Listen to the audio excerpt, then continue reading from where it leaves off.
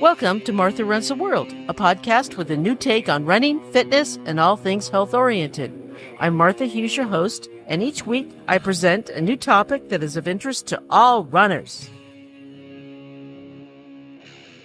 Hi, and welcome to episode 308 of Martha Runs the World. It's a little hard to get up this morning. This is just after my DNF of my race yesterday, and I'm going to talk all about that in just a few minutes. First, how are you today? Did you have a great weekend? Did you have good races, good runs? If you ran SIM, California International Marathon, I hope you had a great race. That is my favorite road marathon. I love it so much. It's a well-produced, fun race with support throughout the whole 26.2 miles. If you've never run it and you want it to be on your list or you want to run it, you will never be disappointed by that race. It's just superb. First, before I get into this week's topic, I wanted to give a brief apology to Brett Young and the EarlJohnson.com website. I try to give credit to everyone that I mention on the show. Sometimes I goof. I'm not perfect. I am human. And sometimes I am too quick to put things out without giving the credit. I will try to do better in the future. But this time in my Robert Earl Johnson, Wilma Rudolph show, I forgot to give the proper credit. So I will give the credit in this show. I have since amended that episode to give the credit to that website, but I will also add it in this show as well. And like I said, I'm not perfect. I try to do the right thing. I will make more of an effort in the future so that it won't happen again. I apologize. Okay, now, DNFs. I've talked about DNFs before, but I'm going to talk about them again because it bears repeating and it bears a second show. This is about my race yesterday, so it's brand new. I'm a little sore. I didn't get even halfway through the race. I was supposed to do the Hunter S. Thompson Fear and Loathing 50K that's been around since the 1980s. It's what they call a fat ass race, which is basically there is a set course, but you pretty well stock yourself. You have your own supplies. You take care of yourself on the race. It doesn't cost you anything, but there is a set course, and sometimes there are aid stations, and there might be support along the race. I didn't see any myself, and I'll tell you why, but there is supposed to be support. This one starts and ends at Twin Peaks, which is the second highest peaks in San Francisco, Mount Davidson being the tallest peak in the city. It loosely follows the 49 Scenic Mile Drive, which was established in the 30s, well, I'm not sure if it's the 30s or 40s, as a marketing campaign to get visitors to come to San Francisco. Actually, I did a whole episode on the 49 Scenic Mile Drive previously, and I'll share a link with that in the show notes on the website, martharunstheworld.com. I did the different portions of it during the lockdown. I walked them because of my hip. I hadn't had hip replacement then, and my hip was hurting, but I managed to walk 4 to 7 miles each of the different parts of the drive, or the loop, I should say. And it's beautiful, beautiful loop. It's a beautiful drive. It's a beautiful course, I should say. Not drive, because we're not driving, are we? It's a beautiful course. It's a tough running course. It's really, really hard. And that was one of the things that I did. I underestimated. And I guess I did because I didn't think I was going to get into the race to begin with. When I had signed up, it was sold out. Well, you don't really pay, but you sign up for it. And they only take 134 runners. And once it fills up, it's done. And you put your name on the waiting list. And it said, yeah, and it's like 2 weeks before the race, they said, yeah, you're in. I didn't think I was going to get in, so I really hadn't trained for it. So I was a little undertrained. Okay, maybe a lot. So I wasn't really prepared for it. And that wasn't the only thing that hurt me yesterday.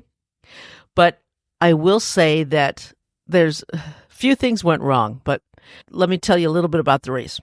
So you start at Twin Peaks, and it starts at 7 a.m, and you meet up there. You start checking in at 6. So I got up at 4:30, and I got all prepared and everything. And I got all my stuff together the night before because I knew at 4:30 in the morning I'm not going to be able to think about anything. My brain just doesn't think that well. So I had my coffee and my breakfast, and I called Uber at 5:30, and the guy was there like within a couple minutes because I guess nothing else is going on at 5:30 in the morning. And Uber was actually pretty cheap. It was under $20 to get up there. And it's a long drive. I thought it was going to be a lot more expensive, but it was actually fairly inexpensive. So I was pleased about that. And so I got up there, and you never know with Uber when you're going to get there or when a driver's going to get there. So I always plan early, which sometimes, usually works against me. So I was up there pretty early, and I was one of the first runners. But the weather was pretty good. It wasn't windy at all. It was a little chilly, but it wasn't really cold, which thankfully was very, very good because it can be really, really windy up there and really cold. You never know what it's going to be like up on Twin Peaks. It's a high spot in San Francisco, and the weather can vary a lot up there. So you just never know what it's going to be like. So we were very fortunate with that. And of course, it's like completely dark out. And fortunately, there are 2 bathrooms up there, really nice ones, those French bathrooms that we have around town, and they're free, thankfully. So I didn't have to bring quarters to pay for it, because that was nice. And everyone is very, very nice with the race. They're terrific, very friendly people. Everyone running is very, very friendly. But the same thing with this race is what happened with Ruth Anderson, is that everyone but me are fast. Everyone is fast runners. You're not going to find anyone walking or anyone going slow. Nope. I was the only person who wound up walking. Me. That was it. I was the only one. Everyone else is really fast, taking off, doing just very quickly. And unfortunately, I was in a group that I wasn't familiar with the very, very first part of the race because it goes on part of the road with where the cars are. I didn't do that part, but it makes the circle 8. And a few people in front of me didn't go that way. They went the wrong way, and I unfortunately followed them. So we went like a quarter of a mile out of the way, so we had to turn around and come back. That sucked. So that was bad. So then we went out of our way and we had to come back. And then we went down the right way and followed the course. And the down from Twin Peaks is a fun way. Fortunately, I was probably running too fast because I just felt bad that I was like the last one. And always in these San Francisco races, these ultras, I'm always the last one. I just don't really like that. I know it shouldn't bother me because the cutoff is very generous, and as long as you make the cutoff, it's okay. But I don't think they've ever had anyone as slow as me.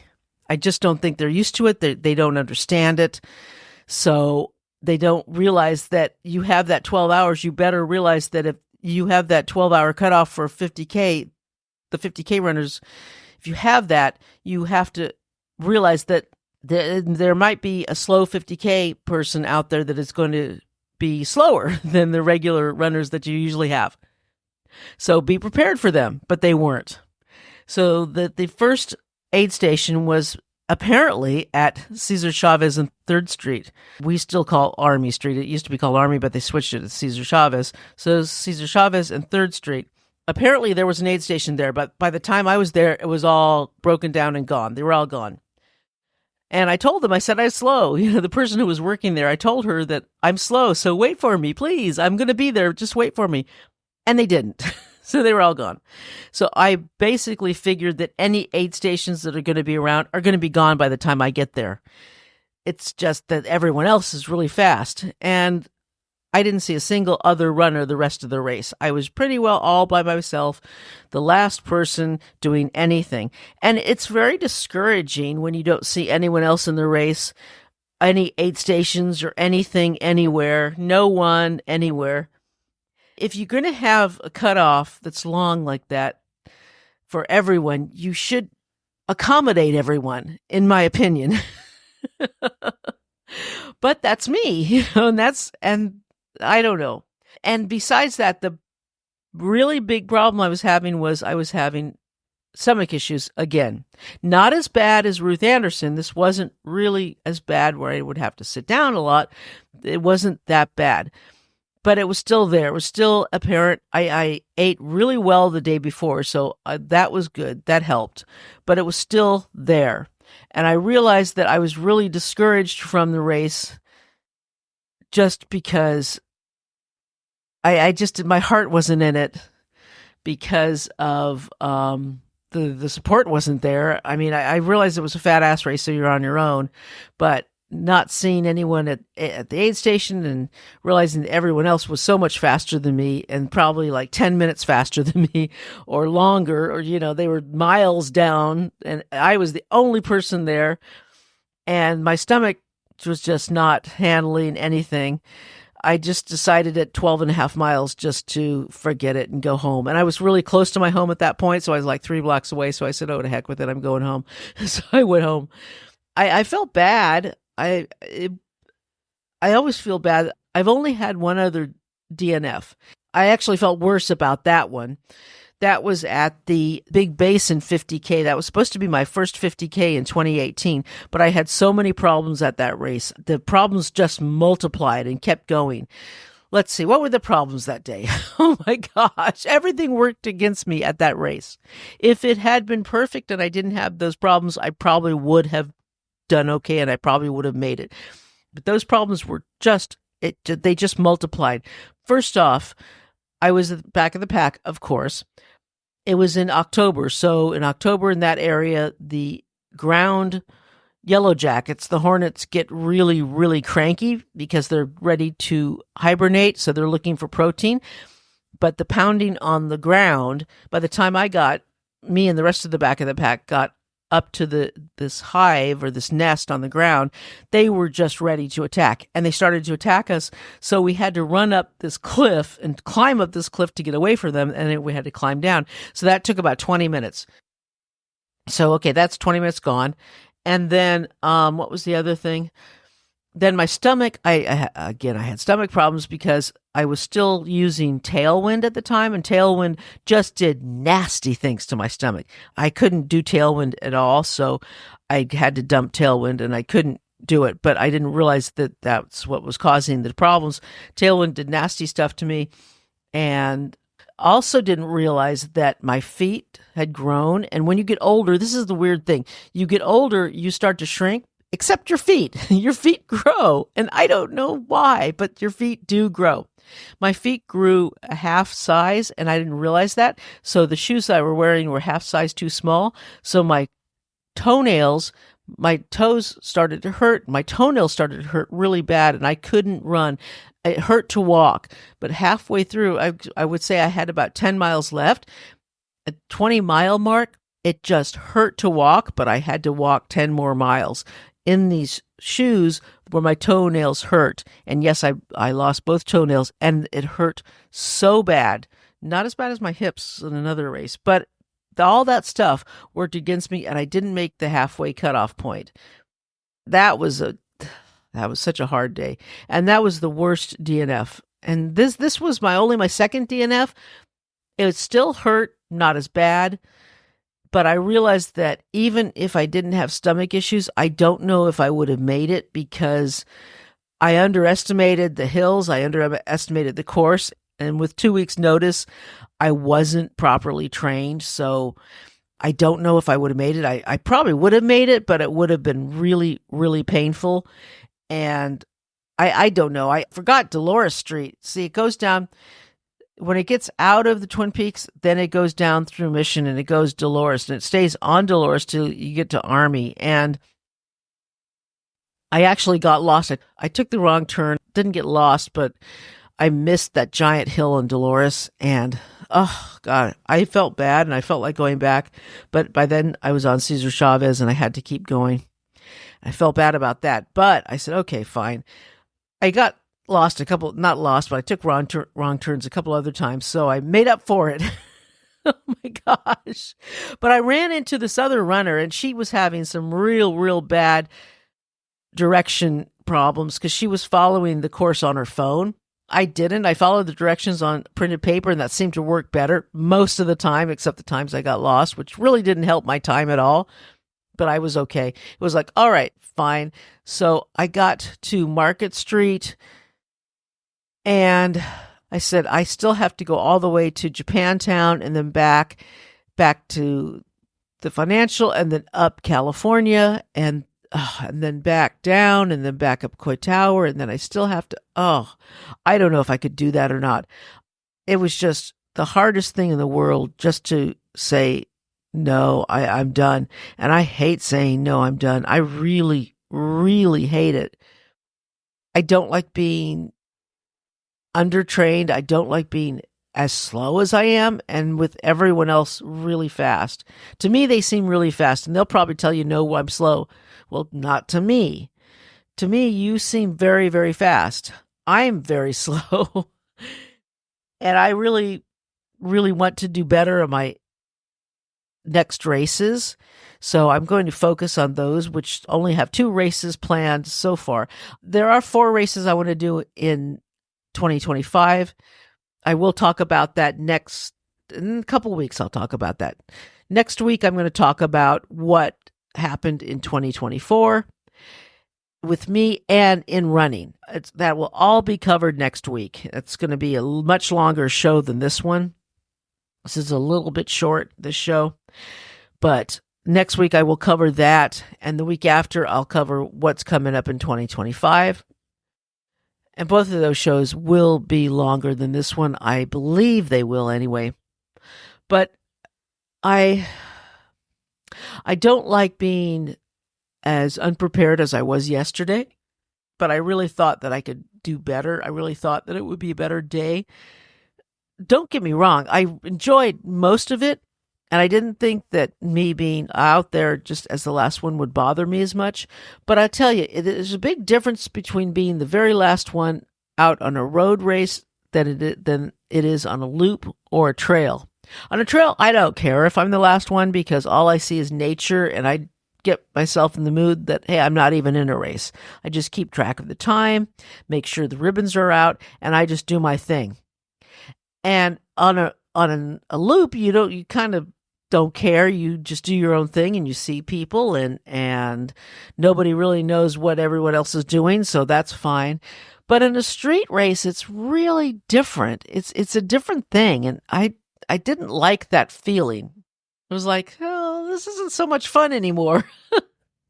I'm not having a good time, and I didn't think that I would be able to do a whole lot more. I probably could have done more, but then my stomach issues came up. So there was a few things going on.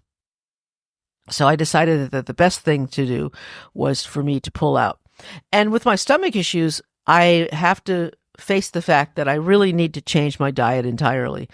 I need to cut out the sugar. I won't cut out honey or maple or things like that, but I really need to cut down on my sugar, and I need to stop using the hammer heat, because I think that is one of the things that was causing me a lot of problems, was using that. It didn't used to, but I think it is now. But I think the simple sugar stuff, I had a muffin for breakfast, and maybe that did not help at all. I should have probably stuck to toast. That would have been better, I believe. I think all that stuff added up to just an icky day. So I'm going to start working on my diet and eat better. And that means every day. That means no more junk, and lose a bunch of this weight. I have about 15 pounds I'd like to lose, so I want to lose that and get stronger and really be serious about the upcoming races, which I will talk about in a couple weeks. I read this book over the last couple weeks. One of the most emotional and one of the most heart-rendering, pretty incredible running books I've ever read. It's called Running is a Kind of Dreaming, a memoir by J.M. Thompson. And he really dives into his life. And he does it through him running the Tahoe 200 race. He talks about his, and I'm not going to give anything away in the book, trust me. He talks about his life growing up, and he talks about problems with his parents, especially his mom. He talks about his own problems with substance abuse, with feelings of guilt and shame, and there's so much in here. And he's an incredible writer. The guy can write. Anything he writes about, it just sounds so good, and he makes it so real, like you are actually there. It is a very emotional book to read. You will want to read a chapter and put it down so you can think about it. Don't rush through this book. Think about what he's saying. Every word means something. It's just an incredible book. Here's something from the book. It's around 6 p.m. The sun's going down. The faraway mountains are bathed in a golden light. The air feels cool. I am listening to a runner tell me how and why she started running. I have no idea how we got into this conversation. On the trail, there's this way you just fall into random chats with people you've only just met, but end up having the deepest conversations of your whole life with. It's true, isn't it? It really is. That's how running is, and that's how trail running is. It is such a magnificent read, and it's so deep and really, really requires paying attention to. It has made a difference in my life about reading about his trials and tribulations, about growing up with what he had to deal with. I really think that you should read it as well, and I'll put the link to where you can buy it on Amazon, and you should. He is just a remarkable person. I tried to get him on the show as a guest, but he's too busy. Maybe someday. That will be on my list of things for Santa. I'd love to have him on. But that is it, and that is my show. And I know a lot of stuff, covered a lot of things, a lot of personal things. I am not a perfect person. I make mistakes. I will always make mistakes. I own up to those mistakes. And I goofed a lot. I've goofed a lot recently. It happens in life. We make mistakes. I made a mistake yesterday with this race. I made a mistake in a previous episode recently. And I probably will make a lot more mistakes. I am not, like I said, I'm not a perfect person. It happens. I can't help it if it happens. It's going to happen. What can I say? But I will try to do my best. I will try to do better. That I can promise. And I will be more prepared for future races, and I'll talk to you about that in a couple weeks. All right, so that is today's show. And if you want to check out the website, it's martharunstheworld.com. And if you want to email me, it's martharunstheworld@gmail.com. And until next week, let's tie up our shoelaces and go for a run.